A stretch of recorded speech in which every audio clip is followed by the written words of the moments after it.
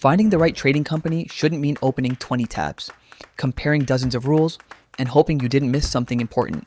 Introducing RebateBoard Match, a smarter way to discover trading brands based on what actually matters to you. Start by choosing what you're looking for: a prop firm, a broker, a crypto exchange, a futures funding program, a crypto prop firm, or an education provider. Then, choose how you want to match. Quick Match keeps things simple. Give us a few essential preferences and we'll quickly narrow down the brands that fit what you're looking for. But if you want to go deeper, choose Precision Match. Here, RebateBoard learns more about you as a trader before generating your matches. Tell us which markets you trade, your trading style, the account size you're looking for, and how much you're willing to spend.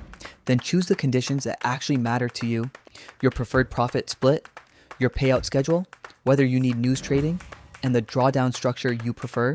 Once you're done, RebateBoard analyzes those preferences against the brands and programs available on the platform. And this is where things get interesting.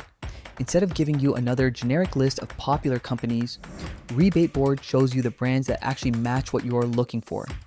Each result comes with a match percentage, so you can immediately see how closely each brand fits your preferences.